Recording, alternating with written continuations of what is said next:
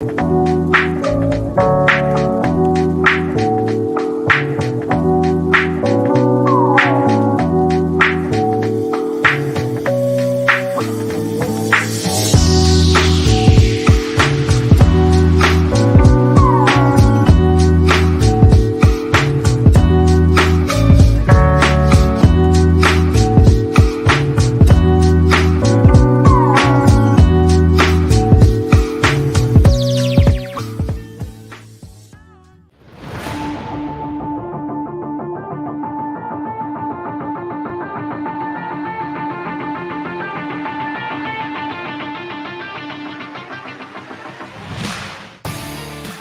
into the CHGO Blackhawks podcast presented by PointsBet. Use promo code CHGO when you sign up and you'll get 2 risk-free bets up to $2,000. I'm Jay Zawoski with Greg Boyson and Mario Tirabassi. We are remote again.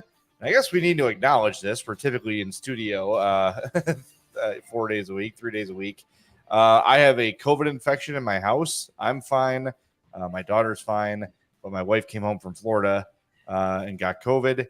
So we are kind of locking down and playing it safe. So I took a bunch of tests, tested negative, and I've got a PCR test pending.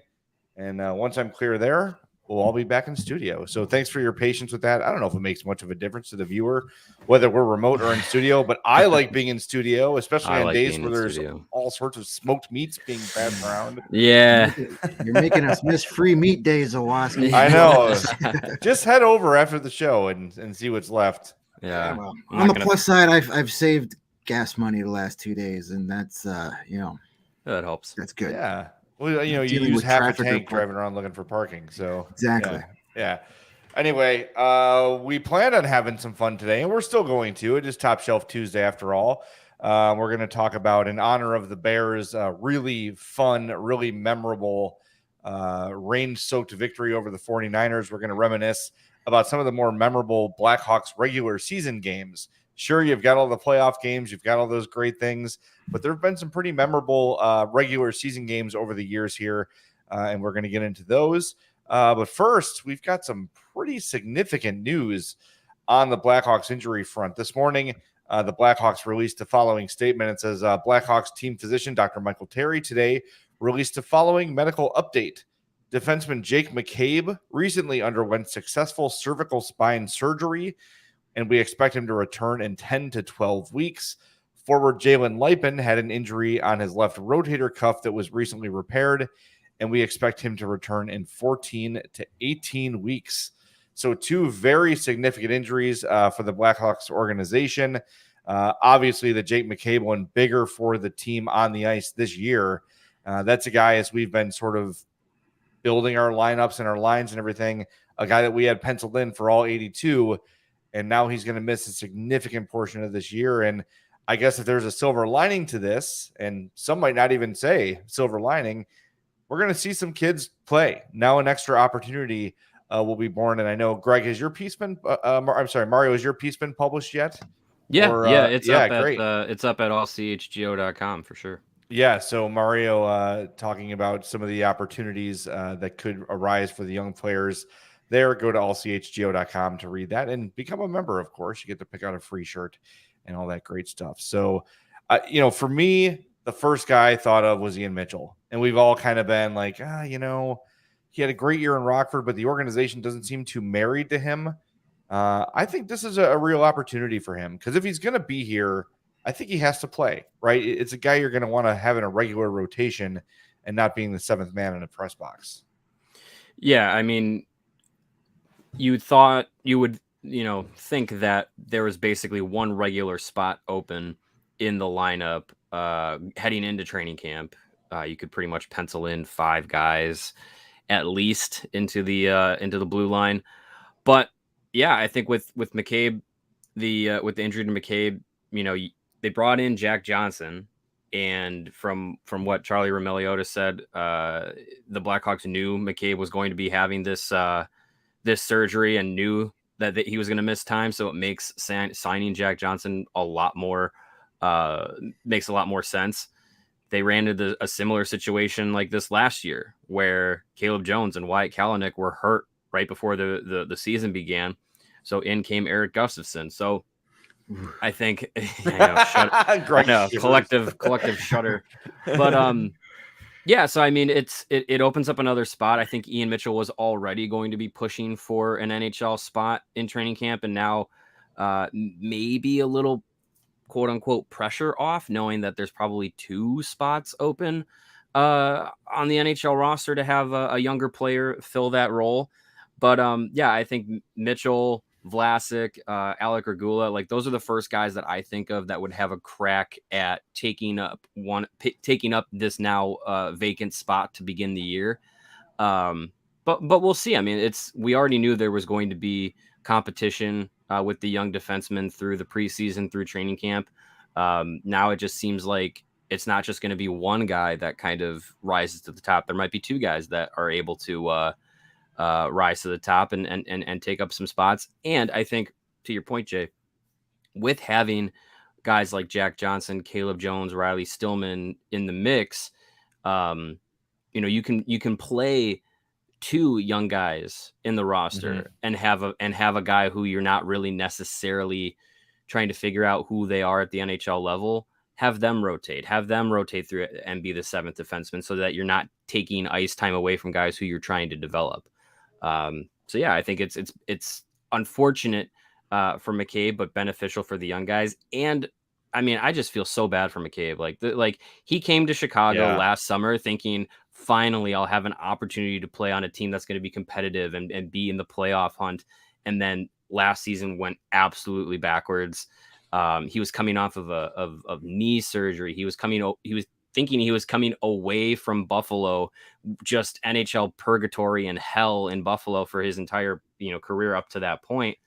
And coming to Chicago, where he and his family have basically lived since he's been a professional in the offseason. So it was like a homecoming for McCabe to come to the Blackhawks, kind of.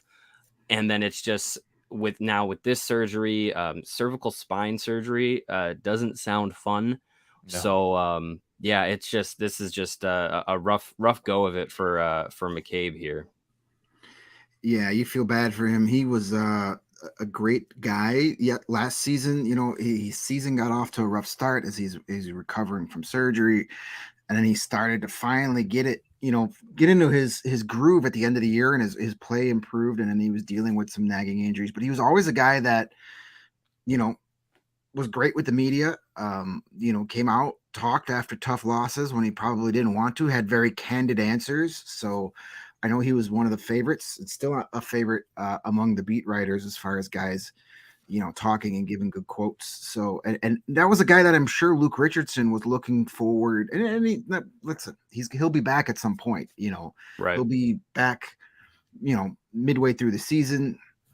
But I'm sure that was a guy Luke Richardson had really planned on leaning on to be that veteran leader. Now he still has guys like Connor Murphy and Seth Jones and Jack Johnson to be those guys, those leaders on the ice for the young defensemen. But I'm sure McCabe was going to be one of those guys leaned on in that department. But as you mentioned just now, Mario, and over on allchgo.com, this is a really good chance for another young defenseman to step up and become a regular NHL player. And also the trickle-down effect, now this gives more playing time for a guy, one of the young guys in Rockford, who might have been a third pairing guy, but because now 2 guys are going to be up in Chicago, he can become maybe a guy like Nicholas Beaudin says, okay, this is my chance to be the number 1 guy down here, because both Ian Mitchell and Alec Regula are in Chicago. So there's a trickle-down effect as well, which is a positive thing. And this is how we're going to have to look at this for the next couple of years is, yeah, it sucks Jake is out for injury, or so-and-so is going to have to miss a few games, but it's next man up. Now it's your time for the young guy to show what he's got. And I put Joey Z on the spot Wednesday when I had him on to preview the Ice Hogs, and I asked him, I said, all right, you've seen all these young defensemen for the last couple of years. Who's the guy that you think is most NHL ready? Who's going to get that last spot? And he mentioned Alec Regula as his guy to cement himself in Chicago this year, just because he's got the skating ability plus the size, the physical play, a little bit of offensive touch. So this is a chance for him to now, or Alex Vlasic to make his case to say, I'm staying here. The one interesting thing that I took out of this, aside from the whole defensive thing, the fact that it was the Blackhawks announcing the Jalen Leipen injury. Yeah. That tells me the plans for him to be in Rockford this year and be a pro. It wasn't the Edmonton, because we were kind of earlier. We were like, hey, is he going to go back to juniors? But he's 20 and he's had full. This tells me he was in the plans to be, professional season, and likely still. I mean, they say 3 to 4 months on him. That's not much longer than McCabe. If McCabe is 12 weeks, that's 3 months. So you're talking another month after that.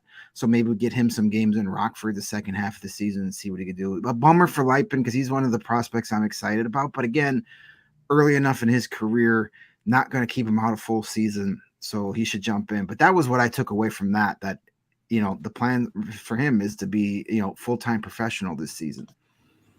Yeah, and for Leipen too, he wasn't going to be, if he was going back to juniors, he wasn't going to be going back to that stacked Edmonton team. He was traded in the summer to Tri-City, who finished out of the postseason in the WHL last year, dead last in the U.S. division, which is hard to do in the WHL, is to not make the playoffs, because a lot of teams make the playoffs. But yeah, so maybe it was probably a decision that Leipen was maybe excited about, to be like, hey, I would love to go play, in the AHL and turn pro, rather than play. I think it would have been his 5th WHL season. He's got 4 seasons already. I mean, so I think there may not be him to do there. Yeah, there may not be much left to do, and especially if you're going to go to a team that may not compete in the WHL, I think it's probably more beneficial for him at this point in his career to go to Rockford. Yeah, I think, to your point, Greg, that was something I thought too. I was just like, why is Chicago telling us the injury details there, and not his junior team? But yeah, it makes sense that he would be in the plans for Rockford. I've always been fascinated, and this is not a slam at either one of these guys, but in sports in general, how many times does it happen where guys have surgery like right before their training camp or spring training starts? It's like, why didn't you do this right after this? I mean, I'm sure there's a lot of factors that go into it. Yeah. You try second opinions, you try therapy, and this is a last ditch effort. But it just always amazes me. Like, you had 3 months to kind of do it in rehab, but now you wait till like the day before you're supposed to show up. I don't know. Well, irked me. Well, 2 things. One, I think for Leipen, I think he had the surgery. I think that's why he missed prospect camp, was because he ended up having a surgery. And in the verbiage of the press release, it sounded like he injured something that was already had been worked on. That's what it sounded like. Yeah, so it said forward Jalen Leipen had an injury on his left rotator cuff that was recently repaired. Right. So yeah, maybe in his recovery, he did something that re-hurt it. I know a lot of these guys, or maybe it's just they have to get in there, see what it looks like, and then after the the swelling goes down, then sort of reevaluate. I don't know, but regardless, it's bad news for both those guys. I did some number crunching here. 10 weeks for Jake McCabe would mean November 22nd. That would be 18 games he would miss. If it's 12 weeks, that would be December 6th. That is 25 games. It's tough. So quarter of the season. Yeah, I mean, pretty significant. The interesting here, though, is we discussed the prospects that might be, moving up to replace Jake McCabe in his absence. They all have a clean slate with Luke Richardson. Like, I think we're looking at last year like, well, Vlasic played the end of the year and Regula played well and Mitchell never got called up. All these guys have a clean slate with Luke Richardson. Yeah. I know that Kyle Davidson probably has some say over who makes the team and who doesn't, but I think that just kind of getting the vibes I get from Davidson are he's going to let Luke Richardson coach this team the way he sees fit. And I think that any of these guys, like you mentioned, Bodine and maybe guys we're not thinking of, come out, have a really strong camp and don't have that already indented opinion of themselves on the coaching staff, right? Like, sure, Derek King is still there and can offer some advice like, oh, this kid, maybe not the hardest worker, or he really works his ass off. He's the first guy in and the last guy to leave, whatever. Mm-hmm. But I do feel like, and we'll get more of a feel for this as the preseason goes on, that Luke is the guy who's going to be making the calls. And you look at Regula and Vlasic and Mitchell, if all these guys start on an even playing field, it's going to be really interesting to see how this pans out. And, one thing that's fun about a rebuild is that the preseason matters. You get to watch these roster battles play out. Yeah. And, you watch the NFL preseason and other preseasons. It's like, okay, let's just can we just get to the regular season here, please? We all kind of know what's happening. It's a battle for depth, but in the NHL, especially for a young team like the Hawks, with a lot of spots open, they got a lot of guys with just, starting with a new coach to make an impression and earn a spot. And I'm really interested to see how that's going to go.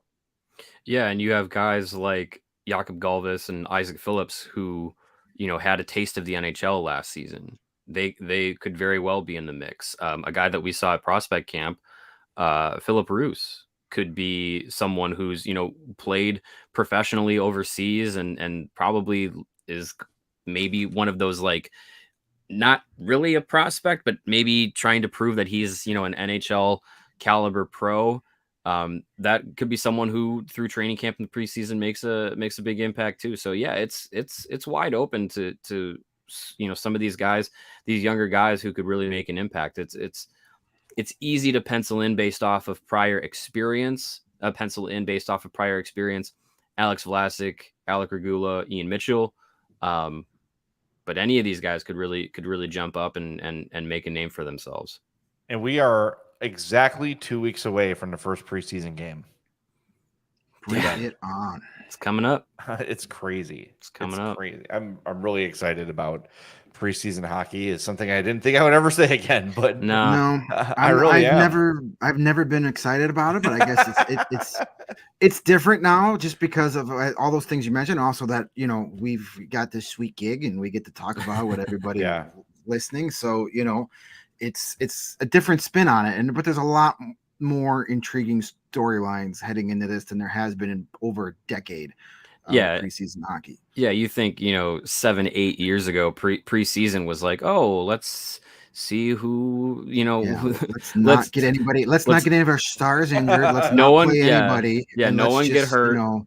My biggest thing about preseason back in the day when I had season tickets was like, who wants these damn seats? Because I don't want to go. There was one quick question from our pal Region Rev in the chat. I'm assuming she meant about Jalen Leipen. He was already on contract. Yeah, he signed his entry level deal during the summer, like pretty much right after his junior season ended, like right before August 2nd. Somewhere around prospect camp. Yeah, it was after camp. Yeah, so he's under pro contract now, so that's why they made that announcement too. But you can be under contract, go back to juniors, and absolutely, not have the NHL team announce your injury. Right. So, but I mean, they could just be operating differently now.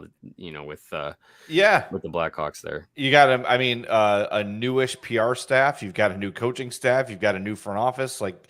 Things could be managed a lot differently this year. Mm-hmm. So we're just going to have to feel that out as we go. But I do think, on Leipen, it just felt like he was going to be an ice hog, based on, the way they were talking about him and the contract being signed. And like you guys mentioned, the 4 years in junior, like, what more are you going to do here? Right. Like get the kid a shot. I think having a dynamic guy who can score is something that this organization does not have a lot of. They brought in some guys to help supplement that Ice Hogs roster, like Dylan Secure and some others who can score at the AHL level, not the NHL level at all. But to have somebody like Leipen in there adds a nice element. And I was sort of, I wouldn't say 100% sold, but I was assuming that the plan, unless he showed otherwise, was Rockford for Leipen. Yeah. It makes the most, like we said, I think it makes the most sense for his development path, because some guys, maybe they need all the time in juniors that they can get. Some guys, it's just, I'm physically mature I'm physically matured out of this league. My skill set is matured out of this league, and they're ready for the next step.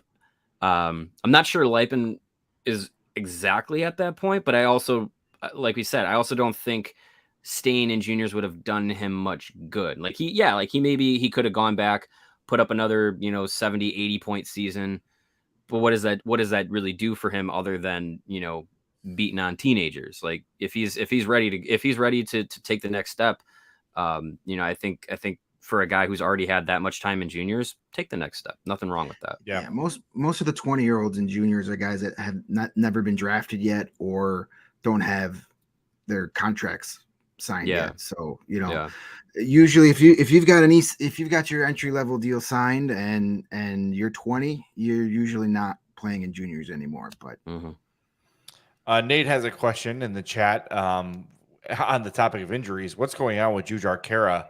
It's a good question. I would think we're all assuming he's going to just be ready for camp. But man, he went through some brutal injuries last year, and I hope he's doing all right. I would think if there was a delay for him not being ready to camp, he would have been thrown in that release today. Probably. So to me, that tells me we should see him on the ice here in a few days. They haven't given us a preseason or training camp schedule yet, but I'm going to assume that's coming soon, because you would think with the first game on the 27th, 2 weeks from today, they would want to get at least 4 or 5 days of camp in before that game. So but I would think if he was not going to be ready for camp, he would have been part of that press release this morning. Yeah, I just assumed he's going to be there, and I think that's a safe assumption. I'm trying to look it up. I thought I had heard somewhere that there was like an offhand update on Jujhar Khaira where it was just like he's doing fine. Just to try and quell the worry about him. But let me see if I can find that here for you. Well, you look for that, and I'm going to tell everybody about PointsBet. This football season, PointsBet is bringing you, the CHGO listener, a better way to bet live on games, which means before this ad is over, you can place a live same-game parlay, bet on the next drive to be a touchdown, and cash out your live second half over bet. With PointsBet, you have more access to more live football markets than ever before. Build the perfect live same-game parlay by combining your favorite bets anytime during the game, including spreads, totals, player props, and more. Choose the outcome of the next drive and next points with PointsBet Lightning Bets. So whether you're on the move or on the couch, do it live. We'll do it live on PointsBet. Download the PointsBet app today. Sign up with the code CHGO, and you'll get 2 risk-free bets up to $2,000. And if you or someone you know has a gambling problem and wants help, call 1-800-GAMBLER for crisis counseling and referral services. Yeah, the NFL season is the perfect time to play PointsBet. Just sit there, watch Red Zone. Just, oh, that looks fun. I think they're going to score here. Bet. I think they're going to get stuffed. Bet. Write down that number, though. 1-800-GAMBLER. And if you want to place bets while sitting in the NFL stadium, you need to go check out our new friends at Game Time. Yeah.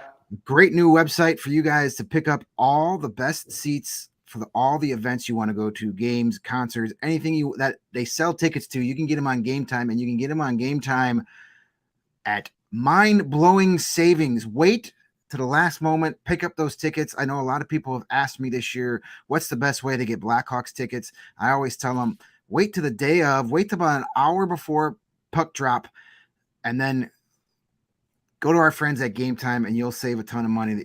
Hey, we got a big tailgate party, our first CHGO Bears tailgate party for the game on September 25th, when the Bears are hosting the Houston Texans from 8 a.m. to noon. We're going to be hanging out in the parking lot, an all-inclusive party with food and DJs and drinks.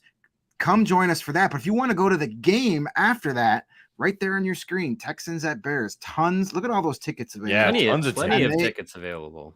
Great seats still available, as they say in the business. Check out our friends over at Game Time. You're going to save a lot of money by using them. I know they've got great customer service. Our buddy Herb Lawrence on the White Sox beat used it recently and said he bought tickets for a game in Atlanta on ballpark road trips, bought the tickets on Game Time, and then found them cheaper at another site, emailed it, and they match that price. So they will be the lowest price out there, guaranteed. So also make sure we have the link when you want to buy. Click on the link right there at the bottom of the YouTube description, because that's how you're going to help us at CHGO. Follow that link on the YouTube page while you're watching the show. If you want to buy tickets to a Hawks game or a Bears game or any event you want, They've got the tickets for you. You'll help us out at CHGO by using the link in the YouTube description, and we definitely appreciate all of that. Thank you. Curious what Game Time has up for Hawks preseason game 1 against the Blues in terms of tickets. Yeah, we'll actually send you $10 to your Venmo. like PointsBet gives you a free bet every now and then. Yeah. Game Time might send you, here's a free ticket, a free Hawks buy preseason one for ticket. $3. We'll send you 10. We'll send you the whole row for free. Yeah, I actually used Game Time a while back before they were on with CHGO. I wanted to take the family to a Sox game. I got like 4th row off the field in right field. The 3 tickets were like $80 total. Can't beat that. Wow, yeah. that's pretty good. These are incredible seats, and you're right up next to the action there. We're in fall ball territory, so my head was on a swivel the whole game. It was great. It's a great app, super easy to use. It was the first time I'd used it, and now that's going to be my go-to. Perfect. It's awesome. I will definitely be using it down the line for sure. You want to go to a Hawks game this year? You're going to get yourself some major deals on some good 200 and 100 level seats. Just wait to the day of. That's my advice. Pick out the game you want to go to, and then like 5 o'clock of that day on your way to the stadium, click that link on our YouTube page and get yourself some great deals. Yep, that's it. Yep, I did find not exactly what I was looking for, but back in April, towards the end of the season, Jujhar Khaira was skating in a non-contact jersey at one of Blackhawks morning skates. So as of April, he was skating. As of April, confirmed he was still alive. Seems like a decent sign that 5 months later, he should probably be on track to be ready to go. Nate has a comment here in the chat that says he just looked up and saw that he was still listed on IR. I assume Nate is looking at Cap Friendly. They do not update that until the season begins. So if someone ended the season on IR, they're going to be listed as IR until the season begins and new rosters are sent in and all that sort of stuff. So don't read too much into that. If it was somewhere else, it's probably the same exact policy. It's just how they, if you're on IR when the season ends, you're there until the season starts on most websites. Yeah, and the teams won't make any of those announcements until they absolutely have to. So with training camp coming up, I would think he's going to be ready to go. So when the team announces the roster, I'd be surprised. I would say I would be surprised if Jujhar Khaira is not on that roster. Agreed. All right, we've got some other news from around the league. Greg was peppering us with breaking news as we were getting ready to do the show, as Joey was looking for his wallet. Should we bring that story about Joey's wallet to the air? I think we should. I think you just did. Yeah, I know. That's why I did it. You just did. Joey, jump in. Are you there? Or are you I was saying, am I supposed to pop in here now and talk about my wallet? Like, I'm one of those people that is traditionally not great with keeping track of my wallet specifically. For a long time, I had the I'm going to put office keys in that category too. Well, no, that's more of a product of me like rushing out of the office and just getting to my car and realizing I don't have my keys and now I can't get even back into the office. But I had the wallet on the back of the phone for a long time. Like a couple years into college, I was like, I think it's time to retire that. Like, got to get a wallet, got to be a man. And I've been pretty good about not losing it. But yesterday, just really rough CHGO softball game. I was just not in a great headspace, rushing to the studio to get Cubs post game going because we delayed the whole thing for the playoff game. And smart of it, realized this morning, no wallet. Luckily, ran back to Mozart Park quickly before the show.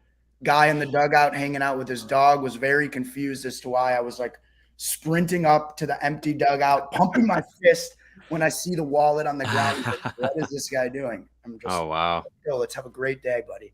That's, that's a significant, what time did that game end? Like around 10, That's 11? very fortunate.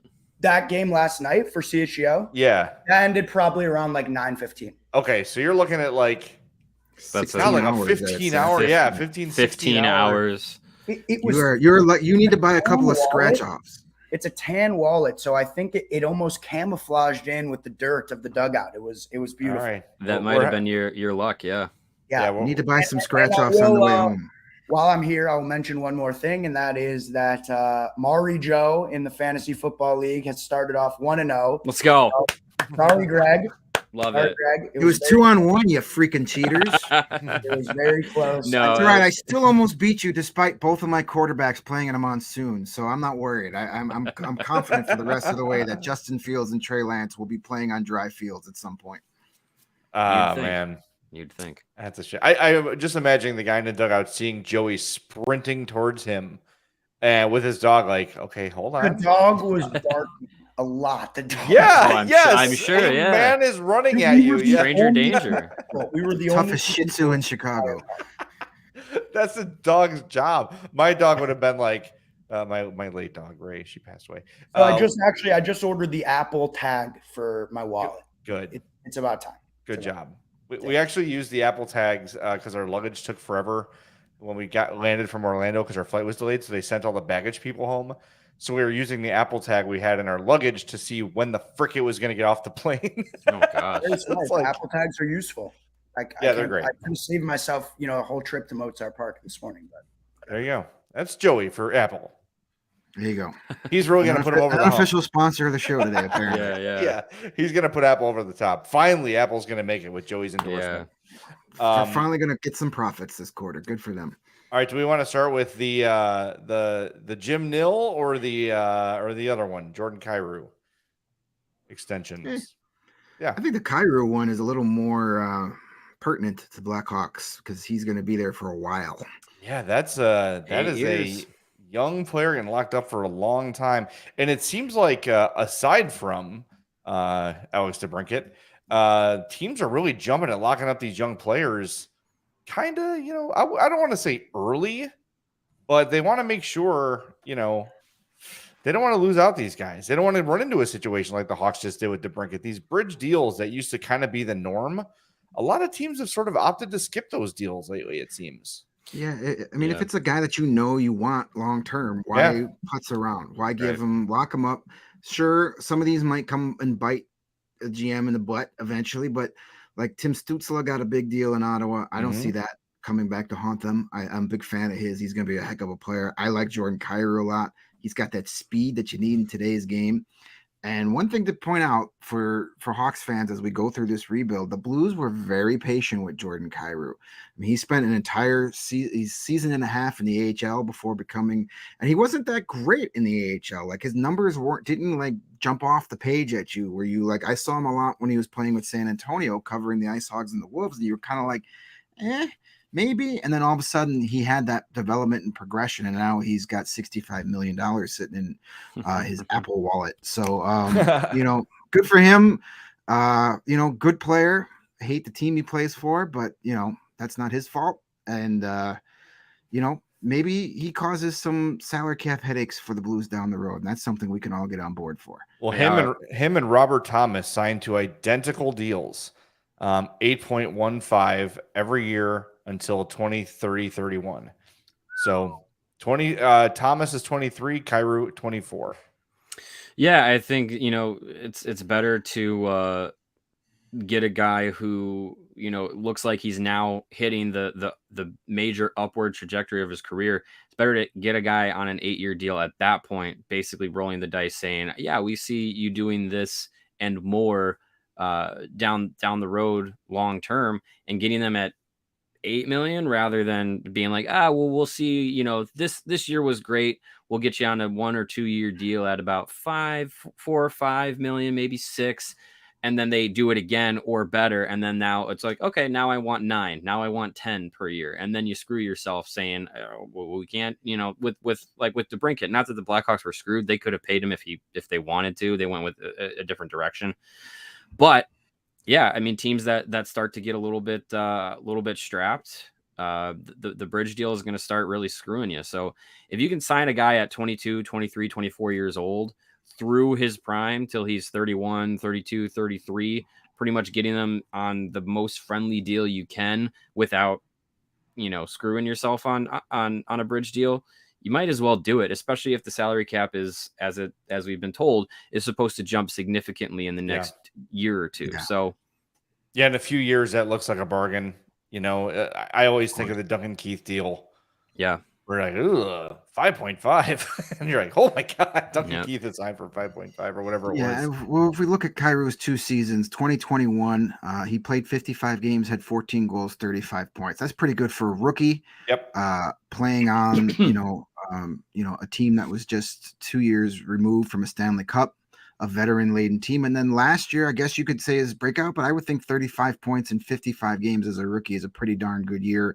And then last year, 27 goals, 75 points in 74 games, Yeah. a point per game.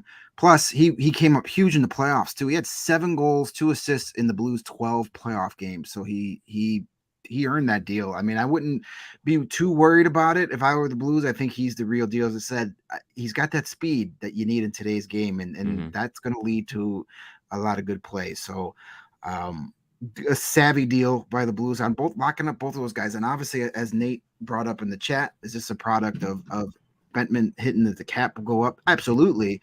And you got to believe that the general managers have a little bit more inside information about that than we do. So obviously some of them are feeling confident that that cap is not going to be the headache that it is currently. So yeah, there's nothing I saw in Kairou's game that indicates to me that he's going to have a huge drop off. Now, his shooting percentage is pretty high, 14%, 14.4% last year. Just as like, for comparison's sake, Patrick Kane is like 11% for his career. So 14 is a little bit high. He was almost 22% in the playoffs. So that might drop off a little bit. But when you watch the kid play, he's not a fluke. It's not, you know what I mean? It wasn't one of those like magical years that'll never happen again. He does seem to have all the tools to be a really good player for a long time. And it sucks that he's a Blue. Yeah. Yeah, it does. Yeah. But maybe in 4 years, 3 years, 8.5 million is going to be like, wow, man, that's one of the best contracts in the league. So the Cubs did a lot of that back in the day when they tried, when they locked up a guy like Rizzo early and stuff like that. We've seen it. The Blackhawks did it with Duncan Keith and other guys. So, if you can avoid the big free agent, negotiations, the bidding wars, you're better off. It'll be interesting to see what the Blues do, though, because they have Ryan O'Reilly and Vladimir Tarasenko as free agents after this season. And I mean, they've got a pretty decent. I'm looking at their cap friendly page here. They got a pretty decent chunk of their team locked up pretty good. Braden Shen, Pavel Buchnevich, Brandon Saad, now Kyrou and Robert Thomas, all extended pretty well down the road. Next 3-4 years. Defensemen Nick Leddy, Colton Parayko, Torrey Krug, Justin Falk, not the youngest group, but they're also locked up for at least the next 4 seasons. Trying to win. Each. So, yeah, I mean, I could see O'Reilly coming back. He's a valuable guy. I think Tarasenko, they were trying to get rid trades. of him. Yeah. They were trying to trade him. They've played a lot more games without him than with him the last 3 seasons. So I don't think he's in their plans beyond this season. Yeah, so I wonder what the deal is with that, where they can't seem to move him. Maybe they're just not getting what they think is fair value for him, and teams know like he doesn't want to be there. Who wants to trade for a guy that's his shoulder's gonna break every time he gets checked? I mean, true. He's got a rash of injuries that are from getting hit, and his body's breaking down. You're not exactly jumping. Falling over yourself to give up prospects and picks for a guy that might play 40 games for you. Yeah. I wonder too, though, if his lack of desire to be in St. Louis has something to do with his injury situation, if you know what I'm saying. Like, sorry, just can't go tonight.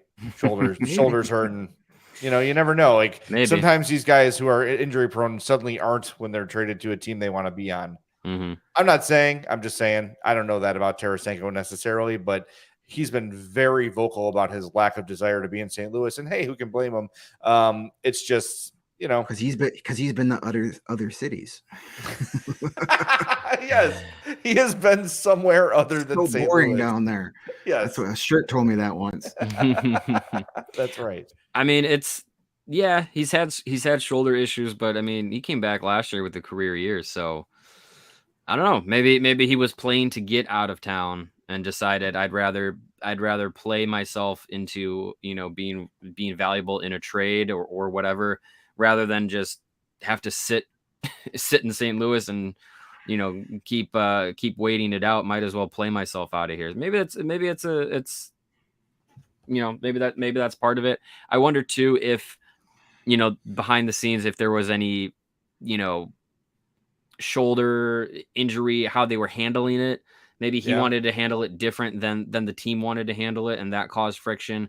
So yeah, I think it's, there could be a couple different things that play out there. But as far as next season, he's supposed to be a St. Louis Blue, and there might be a culture clash or styles clash with Craig Berube. I mean, he's that old WWE baby.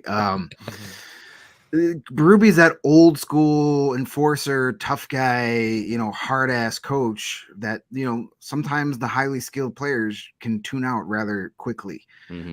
So maybe that has something to do with it too. He's just like, I'm tired of this guy yelling at me, screaming at me, words I don't understand. I just want to shoot the puck, damn it. Yeah. Chris in the chat says, I think Tarasenko was blaming the Blues for his injury problems, disagreements with surgery, treatment, etc. Maybe they pulled like a Bulls and just gave him an unnecessary spinal tap. Yeah.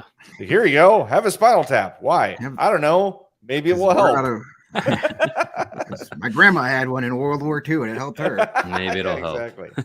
All right, let's get to our fun topic of the day. But first, want to remind everybody about PointsBet. Again, the NFL season's here. It's PointsBet season, and they're bringing you a better way to bet live on games. That means you can place live same game parlays, bet on the drives to be a touchdown, a field goal, an interception, whatever, and cash out on your live bets as they happen. So whether you're on the move or on the couch, do it live on PointsBet. Download the app today and sign up with code CHGO to get your risk-free bets up to $2,000. And if you or somebody you know has a gambling problem and wants help, call 1-800-GAMBLER for crisis counseling and referral services. So Top Shelf Tuesday, we like to have fun. That's what we'd like to do here. We've got, 2 left? This one and one more. And then we got the season underway, basically. We wanted to have one today. And in honor of the Bears' wet and wild, unexpected win over the San Francisco 49ers. By the way, jump on that CHGO locker and get the shirt of QB1 sliding through the water. I ordered mine. Awesome. It looks awesome. There are so many new awesome Bears designs. There's the 8-bit Walter Payton. There's the QB1, with the visor and all the great stuff at the CHGO locker. Go get some. They all look fantastic. Our crew is killing it over there, making these new designs and making them happen quickly.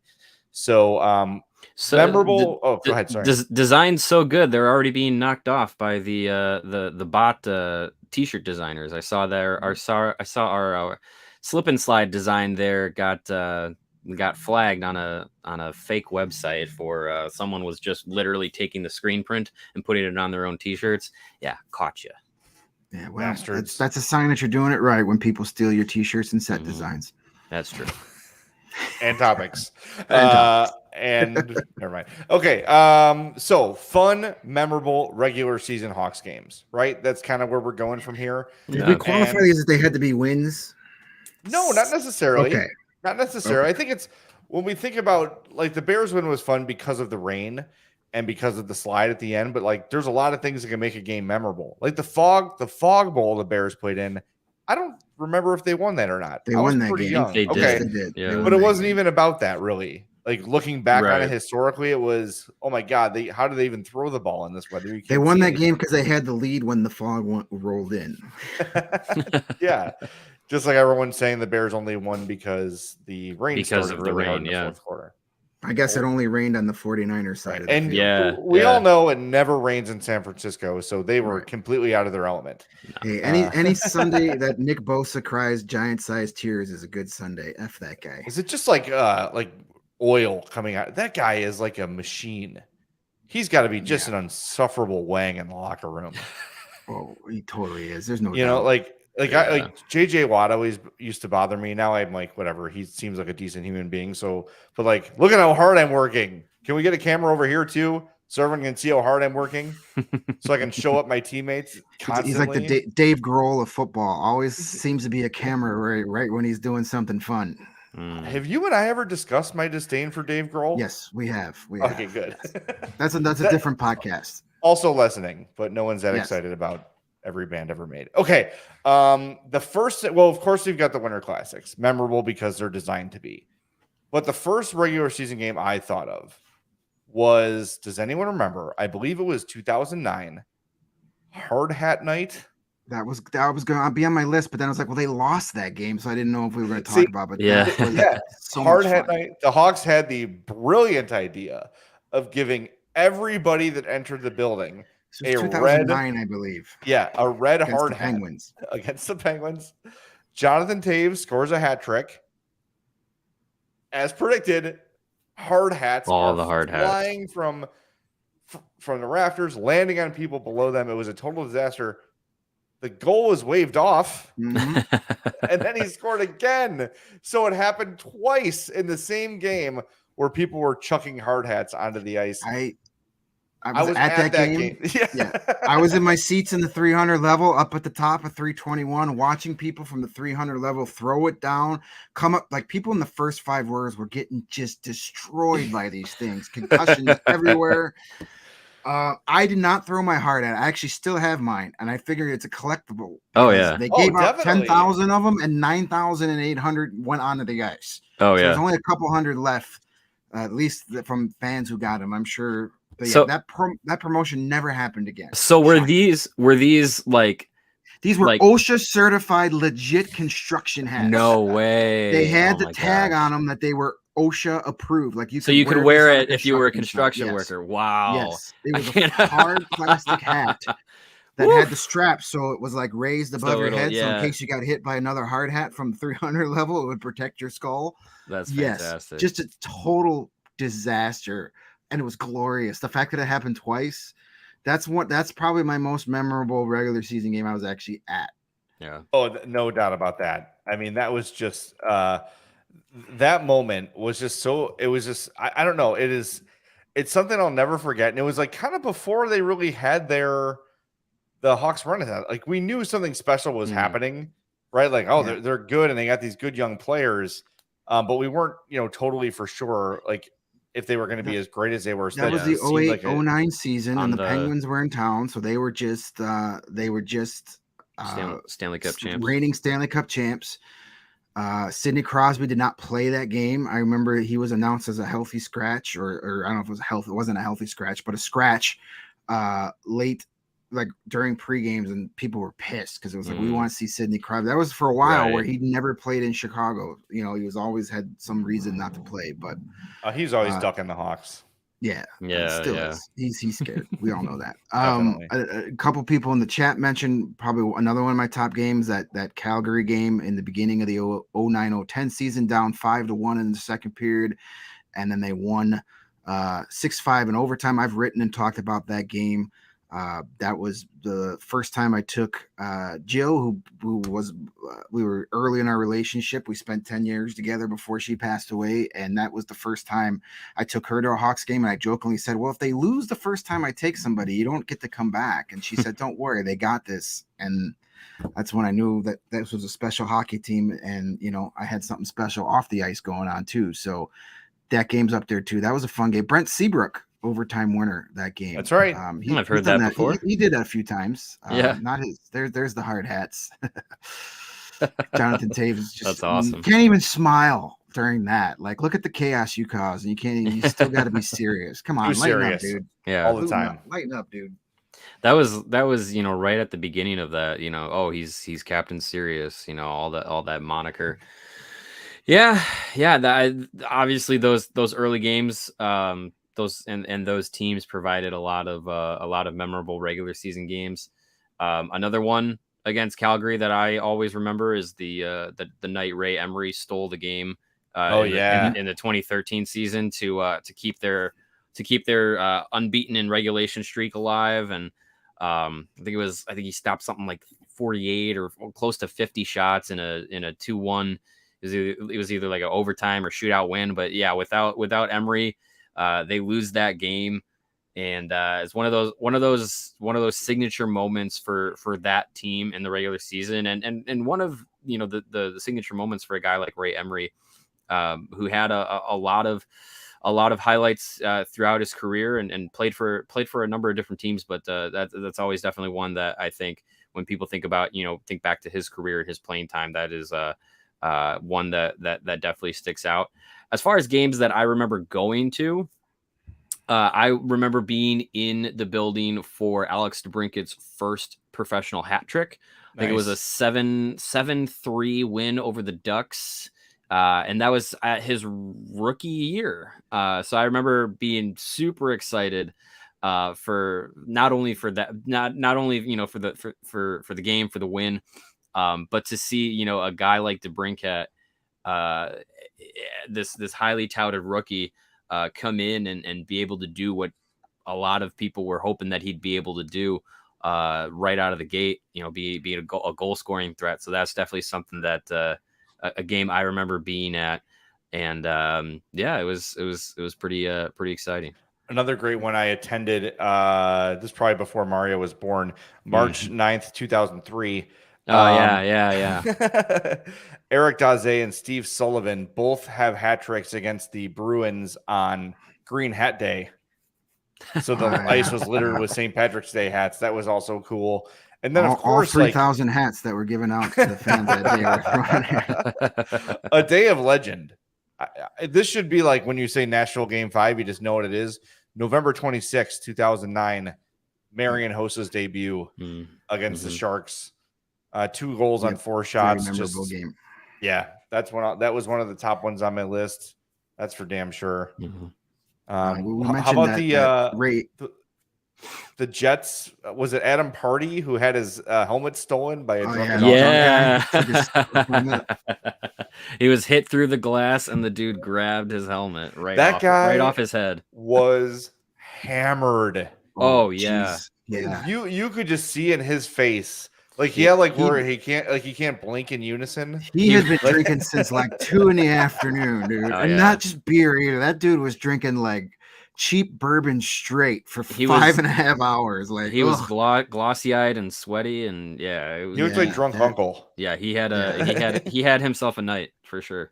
Yes, yeah, that was quite the thing. But we mentioned in the outrage. I keep interrupting you. I'm sorry. And the outrage around that too. About him taking, like, people were so mad. It's like, he didn't run on the ice. The dude landed in his lap. What was he supposed to do? Yeah, right. He's got to protect himself from a potential hat trick. Yeah, exactly. Yeah, you never knew if there was a lingering hard hat that was going to come from 300 level.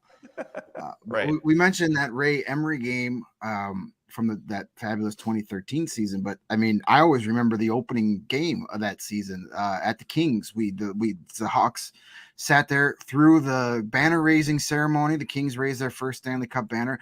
There wasn't a lot of expectation going into that season because the Hawks had lost in the first round of the playoffs each of the last 2 years. So it was kind of like, all right, whatever. And then they just whooped the Kings' ass. They came out and scored like 3 goals in the first period and just beat them down.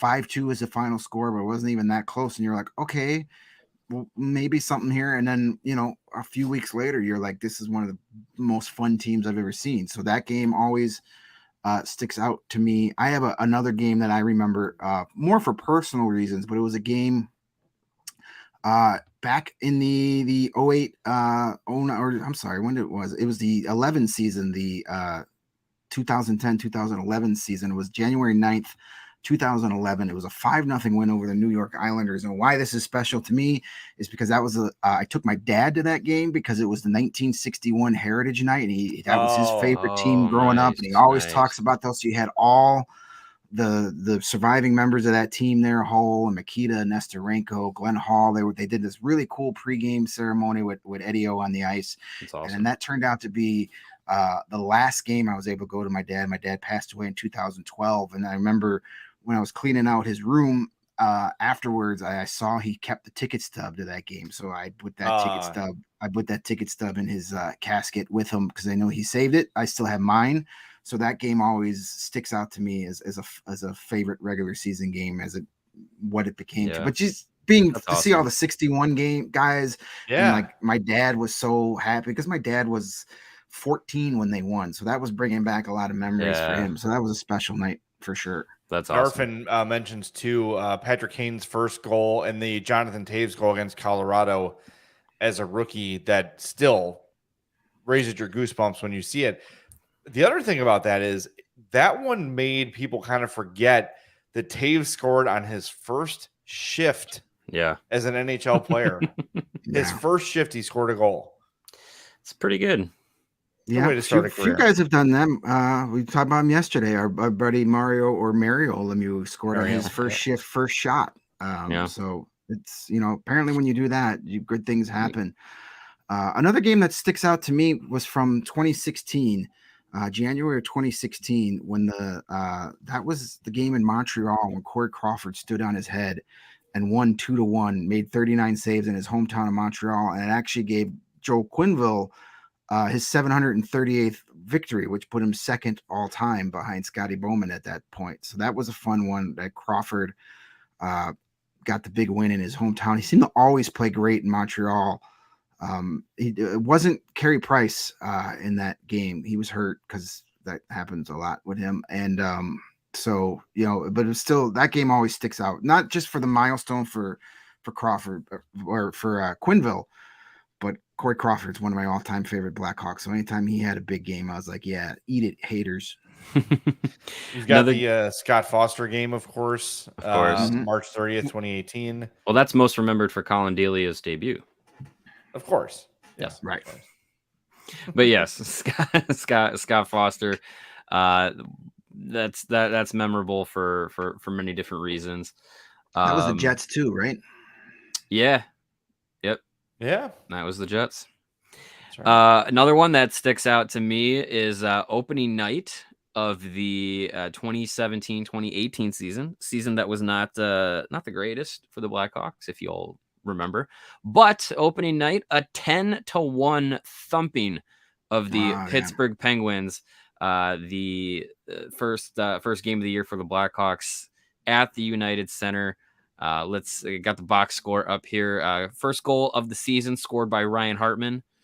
40 seconds later, Brandon Saad scored. 30 seconds later, Nick Schmaltz scored. A minute and a half later, Brandon Saad scored again.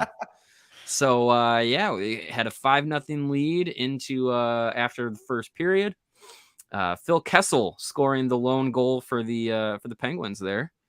And then Patrick Kane scored. Richard Panik scored. Nick Schmaltz scored again. Brent Seabrook scored a goal. Brandon Saad with the hat trick. So the Pittsburgh native haunting his hometown team. Pretty good start to the season there for the Blackhawks for a season that ended pretty bad. Ryan Hartman opening the year with 5 points. He would have 20 more with the Blackhawks in 56 games. So before being traded to Nashville. They all count. They all count. That's true. Broadcast wise, there's the weenie game, hit him in the weenie. Mm-hmm. And of course the day Alex Karpatsev was traded. When Pat Foley just went off. Mario, if you're listening to the podcast, holding up his Pat Foley as a legend t-shirt, that may have sealed it, that game, as if it wasn't already sealed. Yeah. Yeah. If you've never heard that rant, it's on YouTube. You can find it. The Dean Martin reference, it's incredible. There was some legit it's masterful there. Yeah. It's a little hard to listen to nowadays, knowing that Karpetsov was part of that locomotive plane crash a few years ago, but it's still worth. Man, it's right up there with like the Lee Elia Cubs rant as far as like Chicago just taking a dump on somebody. Like it was glorious. When your name is more tied to someone ranting about you than anything else you did for your playing career, it's a good rant. Yeah, no doubt. I'm trying to think of any others. I have some non-Hawks ones. You guys mentioned Mario Lemieux. Him scoring on his final shift was just unreal. People are chanting his name. People are going crazy. He gets a breakaway and buries it. And just like even Lemieux, who is like a lot like Taves, where the emotion doesn't show through, kind of looks to the sky, leans back. I'll never forget that scene. I think everybody watching hockey was crying when that happened. It was just incredible. No. Of course, Gretzky breaking a record. And when we mentioned yesterday, Brian Bickle ending his career with a shootout winner. Yeah. Really cool. Really a cool moment. Really cool moment. I did a little bit of when I was doing some research on these games. There was the last win at the stadium was on April 10th, 1994, regular season win. That was over the Kings. And then the first game at the United Center, January of 95, they beat the Edmonton Oilers 5-1. The same guy had the game-winning goal in the last regular season win at the Chicago Stadium and scored the very first goal at the United Center. Do you guys remember who that is? Is it? Nope. We just talked about him the other day. It's Amani, right? Nope. Brian Bickle. Yes. No. Lord, give me the answer. Good old number 17, I believe. Joe Murphy had the Joe Murphy had the game-winning goal in the last win at the Chicago Stadium and the first goal ever at the United Center. Roenick had the last goal at Chicago Stadium. Not it was a playoff game. Right, not the last goal in a win. Yeah. Right. You're right. All right. Who had the last goal in Maple Leaf Gardens? That would be Derek King. No, it was Bob Probert. Bob Probert. All right. I don't know why. Well, the last Maple Leaf goal at Maple Leaf Gardens was that's Derek King. Yep. Bob Probert had the last. I thought it was cool that the Maple Leafs played the last regular season game at the Chicago Stadium, and then the Blackhawks played the last regular season game at Maple Leaf Garden, and then the Maple Leafs played the last game ever at Chicago Stadium because they played in the playoffs in '94 too. Maple Leaf Garden is still there though. Yes, I believe. I was in Toronto. I think it was a while ago, 04, 05, whatever year I went to see a game at the Air Canada Center. But Maple Leaf Garden is just there. It's like in downtown Toronto. They use it for community events, and like it's still part of the. Do the Marlies play there? I haven't been in a long time. Do the Marlies still play? I don't think they play hockey there. The Marlies play at another arena, the Coliseum or something. Yeah.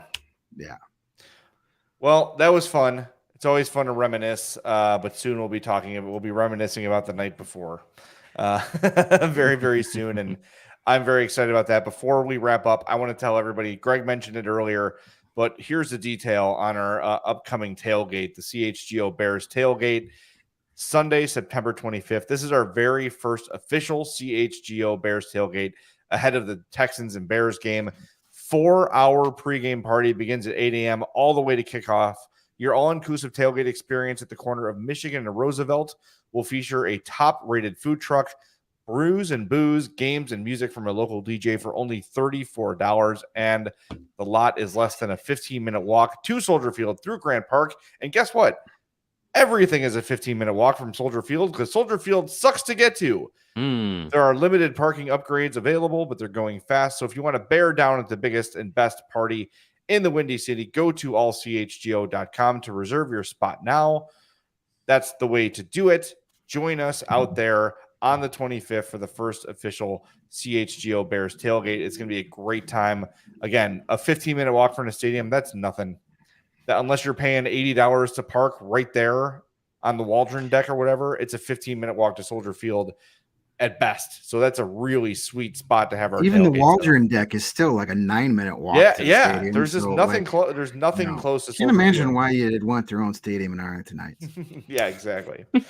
All right, so we'll be back tomorrow at 1:30. Hoping for in studio. I should have my test result in the morning, and we'll go with that. I keep testing negative, but I'm just don't want to get anybody sick. So I'm just being ultra careful. So I appreciate Greg and Mario, you guys being patient with the whole thing. Yeah. And of course, the flexibility from CHGO to make us let us do remote shows for the last 2 days. So as soon as it's safe to be there, I will be there. And we'll see you on on Wednesday. Joey in the chat. Think negative, everyone. Think negative. Reminder, we're presented by PointsBet. Use that promo code CHGO when you sign up. For Greg and Mario, I'm Jay. Thanks for listening to the CHGO Blackhawks podcast.